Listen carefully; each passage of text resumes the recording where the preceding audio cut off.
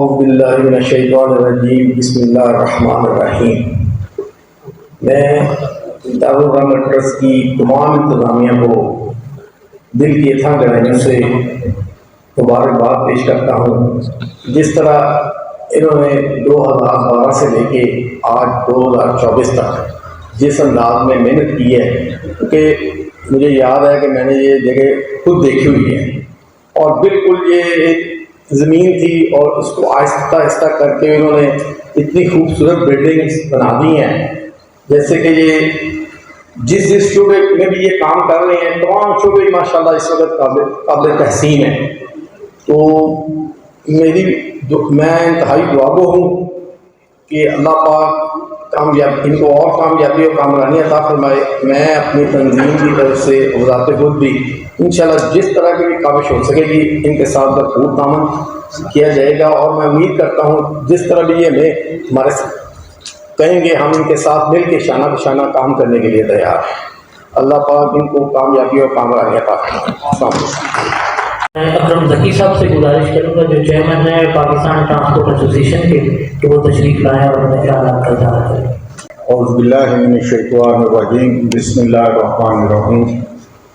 सबसे पहले मैं दारुल रहमत की इंतज़ामिया का मशकूर हूँ और उनको मुबारकबाद भी देता हूँ कि उन्होंने कसूर के शहरियों को इस मौके पे इकट्ठा किया। ये 2 माह पहले की बात है, मुझे पता चला था। हम एक जगह पे इकट्ठे थे, उधर DPO साहब आए थे। हाजी मंसूर साहब उधर फरमा रहे थे DPO साहब से कि हम इधर डायलिसिस मशीनें लगा रहे हैं।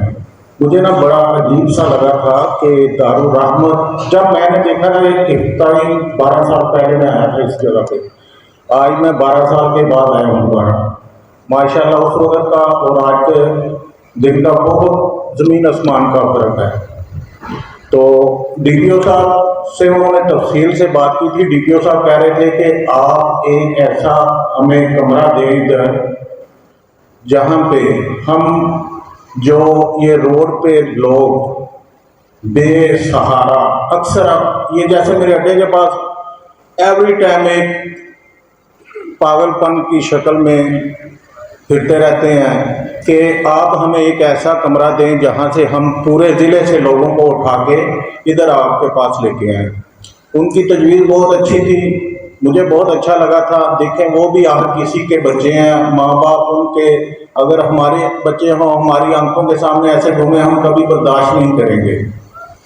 तो मैंने आज ये यहाँ पे इंतज़ामिया से गुजारिश करता हूँ, अगर उनके जहन में ऐसा कमरा बनाने का कोई, ऐसा हाल बनाने का कोई जहन में हो तो वो मैं डोनेशन कर दूँगा।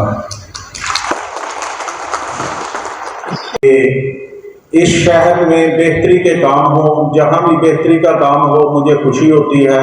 अल्हम्दुलिल्लाह मेरे सदर मोहतरम चैम्बर ऑफ कॉमर्स के काशिफ खोखर साहब बैठे हैं। बात उन्हें करनी चाहिए थी, उन्होंने मुझे इशारा किया था कि आप जाके बात करें, तो मैं उनके हुक्म को भी नहीं टाल सकता था। तो मैं उनसे भी रिक्वेस्ट करूंगा कि आप चैम्बर के प्लेटफार्म से इस अदारे के साथ ताउन करें। जैसे इन्होंने हाफ साहब ने बताया है, माशाल्लाह हाफ साहब ने सब कुछ बता दिया है, मेरी गुंजाइश तो नहीं रहती, लेकिन मैं चैम्बर ऑफ कॉमर्स के सदर से ये गुजारिश करूंगा कि शहर की करीम है आपके पास, आप थोड़ा बहुत सालाना इनको लाजमी डोनेट करें कुछ ना कुछ। तो मैं आखिर में आप सब अहबाब का और ख़ासकर इंतज़ामिया का बहुत बहुत मशकूर हूँ और आखिर में दुआ गो हूँ कि मियाँ अल्लाह सया की रूह इंशाअल्लाह आज ज़रूर देख के खुश हो रही होगी कि मैंने जो एक छोटा सा पौधा लगाया था आज वो तनवार दरख्त बन के फल फूल के आगे फैल रहा है, लोगों की खिदमत कर रहा है। उम्मीद है कि हाफिज साहब और उनकी नौरुकनी टीम इंशाअल्लाह दिन दुगनी रात चुगनी तरक्की करेगी और मेरे शहर कसूर के मुखय्यर हज़रात उनके साथ मुकम्मल ताउन करेंगे। शुक्रिया जी। अस्सलाम वालेकुम। दारुल रहमत ट्रस्ट जो है वो इस वक्त पाकिस्तान का वाहिद रिहेबिलिटेशन सेंटर है जो नशे के मरीजों का मुफ्त इलाज करता है। पाकिस्तान में इसके अलावा नशे के मरीजों के मुफ्त इलाज के लिए कोई भी हॉस्पिटल जो है वो मौजूद नहीं है, और प्राइवेट इस वक्त जो हॉस्पिटल मौजूद है वहाँ पे भी 10 से 12 लाख रुपये जो है उसकी कॉस्ट है 3 से 4 माह के लिए। अब मैं गुजारिश करूँगा मियां जुनैद वसीम साहब से कि वो तशरीफ लाएँ और अपने ख्यालात का इजहार करें। बिस्मिल्लाहिर्रहमानिर्रहीम। मैं सबसे पहले दारुल रहमत ट्रस्ट की इंतज़ामिया का इंतहाई मशकूर हूँ कि आप लोगों ने हमें यहाँ पर दावत दी, और सबसे पहले मैं रिक्वेस्ट करूँगा कि दारुल रहमत ट्रस्ट और उनकी इंतज़ामिया के लिए हम सब इनको मुबारकबाद भी दें और इनकी भरपूर तरीके से सताइश भी करें कि आज ये जो हमें बिल्डिंग नज़र आ रही है ये ऐसे नहीं थी, इनकी बहुत सारी मेहनत इसके पीछे है। तो मैं ज़रूर कहूँगा कि इनके लिए ना ज़रूर तालियां होनी चाहिए। इस इदारे की जो एक ख़ास बात है वो ये है, आमतौर पर एक डिजीज़ है, उसकी एलिमेंट है, उसका इलाज है, लेकिन इलाज के साथ जो एक यहाँ पर एक बड़ा ख़ास पॉइंट है जो इस इदारे को मुमताज़ बनाता है वो काउंसलिंग है। रिहेबिलिटेशन सेंटर जो है मंशियात के, ड्रग्स के या पेशेंट डायलिसिस हैं, इसके लिए इलाज से ज़्यादा ज़रूरत काउंसलिंग और पेशेंट एजुकेशन का एक लफ्ज़ इस्तेमाल होता है कि पेशेंट को सही तौर पर गाइड किया जाए कि आप मेडिकेशन तो ले रहे हैं लेकिन कौन कौन सी सारी चीज़ें हैं जिससे आपने बचना है। एक मिसाल है, किडनी का एक पेशेंट है, आप उसको दर्द होती है, अगर वो एक डाययूरेटिक जिसे हम लेसिक्स की गोली कहते हैं और साथ ही पेन किलर ले लेता है, आपका ब्लड फ्लो किडनी का डिस्टर्ब हो जाता है जो उसके लिए मजीद जो है ना परेशानी का एक बाइस बन सकता है। ये इस इदारे की बड़ी खास बात है कि डिजीज को क्योर तो करते हैं, लेकिन जो काउंसलिंग और जो पेशेंट एजुकेशन की जो तालीम इस इदारे से मिलती है वो आपको कहीं और से नहीं मिलती। सेकेंडली, ये अल्लाह ताला का इन पर भी खास करम है और ये हमारे शहर के लिए भी किसी नेमत से कम नहीं है। एक हदीस भी है जिसका मफहूम यह है कि अपने मुसलमान भाई के लिए मदद करना मस्जिद नबवी में 1 महीने के इत्काफ से भी बेहतर है।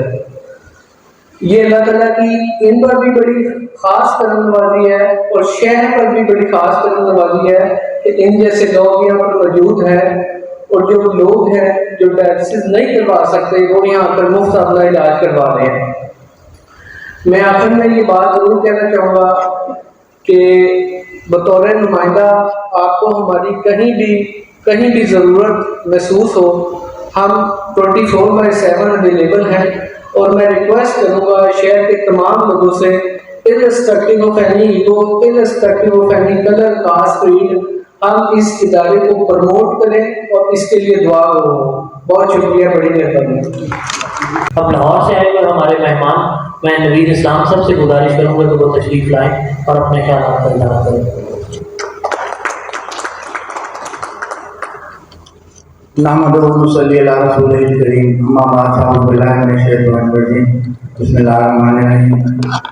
मैं बेहद मशहूर हूँ शहजाद साहब का, चेयरमैन ट्रेड एसोसिएशन कसूर का, और मैं बेहद मशहूर हूँ जनाब गाजी उमर साहब का। उन्होंने इस अभी तक माशाल्लाह बहुत ज़्यादा इन सारे मामलों में टाइम दिए हैं, बेहद मशहूर हैं। फिर शाह साहब बैठे हैं और कसूर के तमाम ही अहदेदार, जुनैद साहब और तमाम जिस और डिस्ट्रिक्ट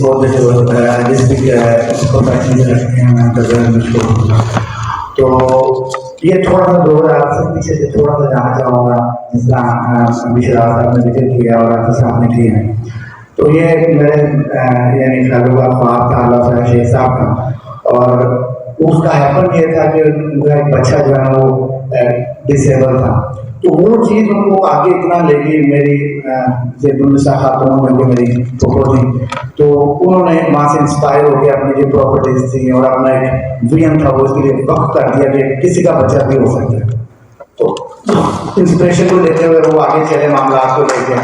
उन्होंने अपनी दूसरी तमाम प्रॉपर्टीज को जिस तरह भी सेल करके यहाँ पे कन्वर्ट किया। मैं जानता हूँ सारा उस म्योर जो है। तो उसके बाद फिर जितना भी उन्होंने अल्लाह ताला ने उनको मौका दिया, उन्होंने इस अदारे को बाहर करने में अपने कंट्रीब्यूशन की।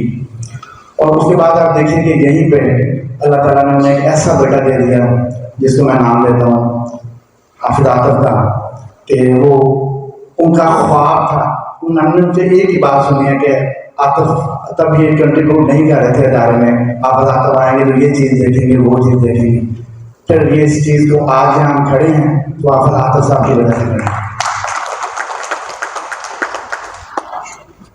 उसके बाद तमाम मुहैया हजरात जिन्होंने अपना दिन रात एक करके इस अदारे को यहाँ तक पहुँचाया, तो यकीनन आज उनकी रूह इंतहाई खुशोखुरमनान उनको होगा कि जो सत्या जारी हुए करने हैं वो ना सिर्फ उनका बल्कि हम तमाम हजरात का भी इंशाअल्लाह ताला वो रहती दुनिया तक, और उसके बाद क़यामत में भी इंशाअल्लाह वो सत्या जारी रहेगा और इंशाअल्लाह उसका अजर उन्हें मिलता रहेगा। मैं ज़रूर चाहूँगा कि हाफिज आतिफ के लिए जो कि ये ज़ाहिर है कि इन्होंने बहुत कंट्रीब्यूट किया और सारे मामला तो ज़ाहिर है कि हर बंदा अपने मुसीबत में होता है, तो यहाँ उनकी दस्तारबंदी की जाए। और मैं रिक्वेस्ट करूँगा अशफाक साहब से और अपने मामू सजाद अख्तर साहब से वो स्टेज पर आए, हाफिज आतिफ की दस्तारबंदी की जाए। दारुल उलूम ट्रस्ट के जो 9 अहदेदारान हैं उनसे रिक्वेस्ट है कि वो स्टेज पर तशरीफ लाएँ, क्योंकि उन्होंने इस सिलसिले को इंशाल्लाह आगे बढ़ाना है और उनको इंशाल्लाह ताला बाकी तमाम कम्युनिटी की सपोर्ट हासिल होगी। आखिर में जो है वो मैं एक शेर बाबा बुल्ले शाह का, वो बल्कि 2 शेर कहूँगा आपकी इजाज़त से। उसके बाद बाबा बुल्ले शाह फरमाते हैं, चढ़दे सूरज ढलदे देखे, बुझदे दीरे बलदे देखे, जिन्हां नाल जगदे कोई वो भी पुत्र पलदे देखे, लोग कहते दाल नहीं गलती, मैंने पत्थर गलते देखे। उसके बाद आखिर में बुल्ले शाह फरमाते हैं बहुत कमाल शेर। बुल्ले शाह कहते हैं, एक आसमाना उत्ते उड़दे पंछी, एक आसमाना उत्ते उड़दे पंछी बेहद सही की कर देने, ना है करते रिज्क जहीरा और ना है भुखे मरते हैं। और फिर बुल्ले शाह स्ट्रेट हुए हैं, जो कि मैं कुछ नहीं कहता, वो कहते हैं कि बंदे ही करते रिज्क जहीरा तो बंदे ही भुखे मरते हैं। मैं गुजारिश करूँगा हमारे ज़िला के एक्टिंग DPO जनाब गाजी उमर साहब से कि वो तशरीफ़ लाएँ और अपने ख्यालात का इज़हार करें। गाजी उमर साहब। नहमदुहु व नसल्ली अला रसूलिल करीम, अम्मा बाद, औज़ु बिल्लाहि मिनश शैतानिर रजीम, बिस्मिल्लाहिर रहमानिर रहीम। खैरुन नास मन यनफ़ुन नास, तुम में से बेहतरीन इंसान वो है जो दूसरों के लिए नफ़ा रसां है। और एक सुना करते थे, तुम में से कौन है जो अल्लाह ताला के साथ तिजारत करे, जो तो उस आयत की इतनी समझ नहीं आती थी। आज मैं समझता हूँ ये है वो असल मकाम जहाँ लोगों ने अपनी जान माल के बदले अल्लाह ताला के साथ एक उसकी मखलूक को राज़ी करते हुए, उनकी खिदमत करते हुए, उसकी दुखी इंसानियत की खिदमत करते हुए, कि यहाँ मुझे आना बहुत बाइस सादत महसूस हो रहा है। तो हिम्मत कर इंसान को क्या हो नहीं सकता, वो कौन सा उहदा है जो वहाँ हो नहीं सकता। ये एक स्क्रैच से, ज़ीरो से जो मैंने भी यहाँ मुख्तसर तारीख़ सुनी है और माशाल्लाह हाफिज़ आतिफ साहब की जो कंट्रीब्यूशन सामने आई हैं, अल्लाह ताला हर किसी को इसी तरह दिल रखने वाला और मेहनत करने वाला इंसान बनाए। और हम जितने भी अफराद हैं इसमें कतरा कतरा मिलकर ही दरिया बनता है। तो कोई भी ये ना सोचे कि भाई मेरे इतने कंट्रीब्यूशन से क्या होगा। जैसा कि जहाद पर जाने का मामला आया तो लोग काफ़ी सदक़ात और ज़कात और सारे माल मता वो दे रहे थे। तो एक साहबी रज़ी अल्लाह ताला अन्हु होते, वो बहुत ऐसे घबरा रहे थे, शर्मा रहे थे। तो आका करीम सल्लल्लाहु अलैहि वसल्लम ने फरमाया कि आप कुछ कहना चाह रहे हैं या कुछ कंट्रीब्यूट करना चाह रहे हैं। तो उन्होंने शर्माते हुए जेब से एक खजूर जो थी वो निकाल कर उन्होंने उस ढेर के ऊपर रख दी और लेकिन उनके चेहरे के ऊपर बड़ी थोड़ी परेशानी और थोड़ी शर्मिंदगी थी। तो रसूलुल्लाह सल्लल्लाहु अलैहि वसल्लम ने फरमाया कि मुझे अपने उस रब की कसम है जो आपने ये खजूर दी है, ये अगर ओहद के पहाड़ को सोने के बराबर भी करके कोई दूसरा शख्स देता तो ये अल्लाह ताला को आपका ये जो एक वो खजूर का जो दाना देना है वो उससे ज़्यादा बढ़कर पसंद आया। तो हम सबको इसके अंदर कंट्रीब्यूट करना चाहिए और इसको जितने भी शोबा है ज़िंदगी हैं उसमें मैं ये रिक्वेस्ट करूँगा बुनियादी तौर पे तो जैसे ये मेडिकल से रिलेटेड है, लेकिन जैसे कोई यतीम बच्चियों की शादियाँ और जो गरीब तालिब इल्म हैं उनके लिए यानी जितने भी कोई वेलफेयर के प्रोजेक्ट्स हो सकते हैं तो इसके आगे से अगर शाखें निकलें तो मैं समझता हूँ ये अच्छी कंट्रीब्यूशन है। आप तमाम माँ बाप का शुक्रिया। मैं आखिर में हमारी ट्रस्ट के जो चेयरमैन हैं मियां इशफाक साहब से ये गुजारिश करूँगा कि वो मेहमानों का शुक्रिया अदा करें और कंक्लूजन रिमार्क्स से जुड़ेंगे। औज़ुबिल्लाहिमिनश्शैतानिर्रजीम, बिस्मिल्लाहिर्रहमानिर्रहीम। मैं तमाम ताजर तंजीमों के नुमाइंदे, इंतज़ामी ऑफिसर्स और दारुल-रहमत के मेंबरान का मशकूर हूँ जिन्होंने आज वक्त निकाला और आज की इस महफिल में शरीक हुए। लेकिन मैंने ये सोचा कि ये बड़ा शानदार मौका है एक बात करने का कि यहाँ पे इस वक्त ताजर तंजीमों के नुमाइंदे भी हैं और चैम्बर के एक अथोराइज पर्सन भी मौजूद है। तो हमें इदारे बन तो रहे हैं और इनको एक अच्छे तरीके से चलाने के लिए कुछ दूसरे ज़िलों की हमारे पास बड़ी शानदार मिसालें हैं। चैम्बर एक ऐसी अथॉरिटी है जो किसी भी किस्म की ट्रेड एसोसिएशंस के साथ मिलके कोई सेस लगा सकती है, कोई सेस लगा सकती है for education, for welfare, for health. तो मैं ये तजवीज़ दूंगा आप सब ताजर तंजीमों के नुमाइंदों को और चैम्बर की अथॉरिटी को कि चूँकि कसूर में चैम्बर का सिलसिला नया शुरू होने वाला है तो हम तमाम तंजीमें बैठ के फैसला करें कि हम अपने कारोबार का फ़र्ज़ करें। मुझे याद है कि ज़िला सियालकोट के लोगों ने 0.25% सेस लगाया ऑन एक्सपोर्ट्स और उन्होंने अपने शहर की हालत शानदार बना दी। सड़कों से लेके आज वो एयरपोर्ट तक चले गए हैं और पाकिस्तान के तमाम मामलात में वो लीड कर रहे हैं। अल्लाह पाक उनको मज़ीद कामयाबियाँ दे। तो हमें भी ये सोचना चाहिए, इस अपॉर्चुनिटी का फ़ायदा उठाना चाहिए। आज आप सारे लोग मौजूद हैं तो हम इंतहाई मामूली, मैं कोई ज़्यादा शरह की बात नहीं करता, इंतहाई मामूली शरह आपकी ट्रेड एसोसिएशंस के जो नुमाइंदे हैं वो लगाएं और लोग रज़ाकाराना तौर पे अपने चंदे के साथ वो जमा हो, को सिस्टम बने और वो रकम आस्ता आस्ता करके चैम्बर तक पहुंचनी चाहिए। चैम्बर के इदारे को हमें इस्तेमाल करना चाहिए और आगे उसके बाद चैम्बर की स्वाबेदीद है कि वो देखे कि कौन सा इदारा कितनी शानदार सर्विसेज दे रहा है फॉर एजुकेशन, फॉर हेल्थ, और कौन सा प्राइवेट अस्पताल जो है जैसे ट्रस्ट हॉस्पिटल हैं वो कितनी अच्छी सर्विसेज दे रहे हैं। तो अपने तौर पे उस सेस का कुछ हिस्सा एक इदारे को दें, उस सेस का दूसरा हिस्सा किसी और इदारे को देंगे। तो इस तरह लेके चलेंगे तो जाहिर है कि जो आज इदारे बन रहे हैं इनको चलाना भी है। अभी जैसे कि आतिफ साहब बता रहे थे कि यहाँ पे तकरीबन 30 से 35 लाख में माहाना खर्चा है, तो मेंबरान और दोस्तों ने पूरा करना है। तो एक अच्छा तरीका बन सकता है और इससे मज़ीद लोगों की हौसला अफजाई होगी, क्योंकि इस वक्त खल्क़े खुदा बहुत तंग है। हम तमाम लोग बैठ के घरों में अपने दोस्तों में बैठ के बात करते हैं, यार महंगाई बहुत है, तालीम बड़ी महंगी है, इलाज बहुत महंगा है।